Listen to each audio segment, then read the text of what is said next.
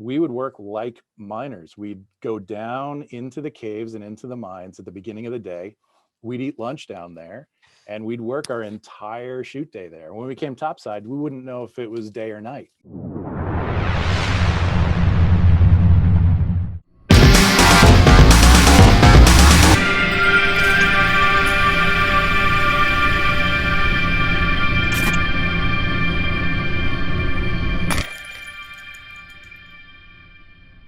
Dad! Go get your tools. I'll meet you in the truck.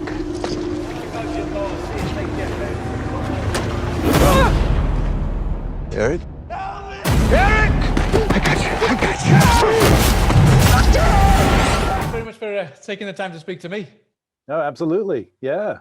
Thanks. So, first of all, congratulations on the movie. I really enjoyed it. It was very much. I imagine you're very much a horror fan. It hit a lot of kind of the spots of some of my favorite horror movies. Like I imagine you've seen The Descent, Dog Soldiers, and a bit of Alien. But before I kind of talk about the inspiration, can you tell me a little bit how this project came to fruition? Because I know that it's been a while since the last film that you directed. That's right. Obviously, you work in all kinds of different things in the industry. Can you tell me a little bit how you decided to come to take on this project, and why it took you kind of a decade to get around to your next project? Well, first of all, making movies is really hard. Getting The financing to make movies is really hard. There are a lot of projects I'm attached to, but they don't always come together. Pieces, come together, they fall apart. You might have an actor attached, and then that might go by the wayside. And a number of those projects are still in the works. I also do other things like direct second unit. I work with Matt Reeves quite often. Most recently directed second unit on the Batman for Matt, the Chicago unit, which was great. So yeah, it takes a while. I'd like to do more faster, but in full disclosure, it's difficult to get all the pieces together. Mm-hmm. This one came to me from the Halavis brothers, a producing team. They're two brothers, and they had this script that I really responded to. There's a place in Pennsylvania called Centralia, which is sort of this town that's been lost to a smoldering coal mine, and I had been aware of it. I grew up on the eastern seaboard and was aware of Centralia and places like it, and used to explore places like that when I was very young. And this kind of had that in it, that sense of adventure horror, which I love. And when I was younger, used to love actually going to these places and experiencing things for real. Then on top of that, it's just a great opportunity to tell a scary tale. I love The Descent. It's the highest of high bars when it comes to any sort of adventure horror, or certainly anything that takes place in a cave. Hard to beat it. The opportunity to make a film like that is just incredible. So I mean, speaking of influence, I don't like to kind of say this is like another film. So what I wanted to ask you is, obviously you're a fan of The Descent. You just said that, but when you're making a film that is kind of treading in the same footsteps, what were you you must have been very careful as to which way you took the story so that it wasn't another retread. How did you go about it, and what did you want to make sure that you kind of made it stand out from these similar themed films? Yeah. Well, first of all, was sort of the defying expectations with the cast of characters, right? People, at least I hope, don't behave exactly the way you might expect them to. You might see Will Patton's character and make assumptions about who he's going to be. Those assumptions may be turned on their head depending on your point of view when you take this journey through the film. And I think that's one of the things that makes this really fun. And a little bit unlike a lot of other films. Now, the films you mentioned were genre masterpieces, but there are plenty of films that just knock people off one by one. This didn't want to be that, even though people do obviously come to an unfortunate demise in different ways, but we wanted to make sure that everyone came from a unique point of view. I'd point out a film like The Mist as being super interesting in the fact that you've got different people from different walks of life who are all in this kind of pressure cooker situation, and they all come at it from a different angle or a different point of view. And I think that makes for a really interesting and compelling story. Yeah, no, definitely. I mean, I love that was one of my questions that I was going to ask you. Is I love the fact that the people that we think would be most savvy or most privy to what's going on are exactly the ones that don't know what's going on, and the people that kind of like the people living in this town are the ones that know exactly what to go and how to handle it. No, was that from in the script from the word go, or was that something that kind of came together when you decided that you wanted to film it where you decided you wanted to film it? You know, it was in the script to a certain extent, but when I came on board, I felt like we should really explore that more, because it's one of the most exciting things about the story to me, is that we can meet this group, this militia in the middle of Appalachia, and we just immediately assume, wow, this is not going to go well, you know, for these city kids. But we try to turn that on its head in a lot of ways, and so we really sort of built that out. The other thing is that the locations themselves kind of helped inform some of the behaviors and some of the characters and that sort of thing. What are you expecting to find here? Even with a great fire, people don't just disappear. Something else happened. What are you doing here? We shouldn't be here. I want them gone. I love the casting, especially, I mean, Alicia, for example, she really surprised me. I'd never seen her in anything before, and that was like the new Lara Croft. I think she could go a long way. Yeah, she's great. And then obviously you said Will Patton and Adam Canto as well is very different to what I've seen him previously. Well, that's right. I mean, Aiden Canto's Mexican, and he did, I think, a pretty good Brit. He did a great good Cambridge accent. Yeah, very good. Yeah. I'm married to a Brit, and she was right. Pretty impressed with what he did. So yeah, I think he did a great job. Oh, he did good, yeah. And then Alicia was great. Yeah, she was a real trooper, and she brought a lot to it, and was really game to do. You know, she went through sort of a mountaineering course, learned how to rappel, and you know, we tried to make all of those things as believable as we possibly could, and a lot of that came down to the physicality of the actors, and then selling who their character is, you know, in a really believable way in this kind of environment. Hearing something down there. What the hell is that? What happened? Turn it up. Listen to this. What is that? This doesn't feel right. The protagonists have these, they've got their sins, they've got things that they're kind of carrying on their shoulders that they eventually kind of, I don't want to give too much away, but they start revealing. I felt as though there was something there that was maybe you wanted to go even further with it, or maybe there was something further in the script that you didn't put in the end. Am I right in thinking that? Things do end up on the cutting room floor, right? We wanted to make sure that this was first and foremost a really great ride for people.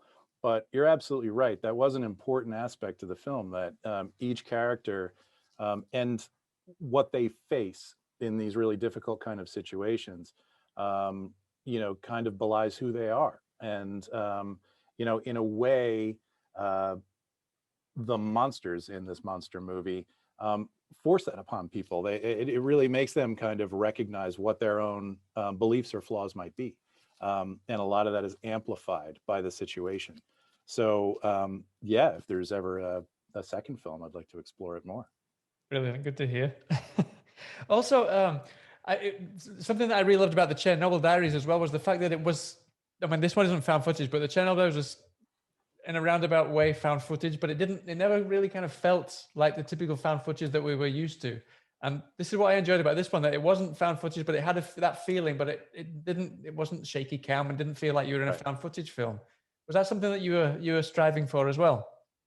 Yeah, well, I mean, I'm a big fan of movies like Children of Men, you know, where you've got this kind of intimate point of view, but the camera feels verite in a sense. Yeah. And I find that really engrossing. It kind of really pull you into the story and make you feel like you're going along for the ride.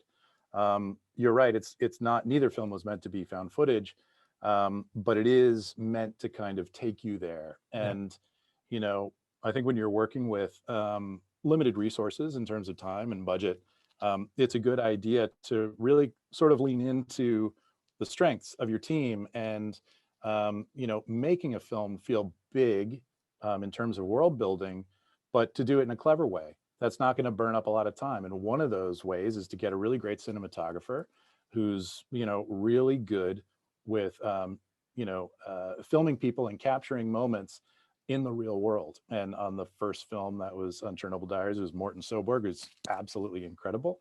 And on this one, Morgan Susser also did a fantastic job. And I think, yeah, it's a style of storytelling that I really like. I mean, well, in the Chernobyl Diaries as well, but in this one, I mean, there's certain scenes where you're in these really cramped caves. To do what we just been talking about must have been a nightmare, no? It's extremely difficult, and anybody who's picked up a camera and tried to run with it will know how hard that is. Now multiply that by being 120 feet underground in a dark cave and only having 2 or 3 feet, and every step you take could have something that can either trip you, you'll slip on, or bang your head on. So you were actually 120 feet down. You weren't on a soundstage or anything like that. You were actually in a cave. No, this was 99% of this film were real locations. Right. We were in caves. We would work like miners. We'd go down into the caves and into the mines at the beginning of the day. We'd eat lunch down there, and we'd work our entire shoot day there. When we came topside, we wouldn't know if it was day or night, Right. Wow. And that's it's really difficult, right? It's sound, just getting power down there, lighting a giant cave network. Yeah. All of these things are exceptionally difficult to do, but I think when you get down there and you do it, there's so much energy, right? The cast and the crew kind of really feel it because they're actually there. Terry! Did you hear that? What was that thing? How long's this been open? We do security and protection work. What is it you protect? You. They took my son, and I've been fighting him ever since. I'm interested. Obviously, I don't want you to give too many secrets away because it's like a magician giving their secrets away. But I know you've been very involved and you've worked a lot on kind of special effects. How much of what these creatures that you created, how much of them were actually in front of the camera, and how much of it was in post? Well, it's a mix and match. They're different types of creatures, and I'd say the ones we see the most are primarily guys in suits that we've modified heavily with, let's call them digital prosthetics. You mentioned my background in visual effects. One thing I know is, when to kind of pull back if you don't quite have the budget to go all the way digitally, right? So you want some sense of realism to ground and root things in the real world and kind of fool the eye so you think what you're seeing is true. And in this case, a lot of the body was actual physical performers, and they were then heavily augmented. Right. No, because I mean, you dare to get, I mean, in the beginning, not so much, but you do kind of dare to get pretty close up with the creatures, which is not something that we see all that often. So it's quite risky. Huh? Well, this is an unabashed monster movie. I mean, first and foremost, this has got to be a great ride. And, we felt like if we're going to go, let's go all the way. Listen, what is that? I hear something. You've mentioned there that you've obviously been brainstorming and racking your brain a little bit about maybe a possible sequel. Is that something that maybe if it does come to fruition, you maybe write yourself? Because I know that the previous 2 films you've not actually written yourself, no? Is this something that maybe you'd be interested in writing yourself? It is, and I have a few projects that I'm working on that I've written myself, and ones that I've worked with a co-writer. And also my wife and creative partner and I have some projects together. So yeah, absolutely. You're kind of reading the tea leaves, and that's where I'm hoping things kind of progress. Brilliant. Well, thanks so much for your time, Brad. I wish you the best of luck with the film. I'm sure it's going to go down really well when it releases next week.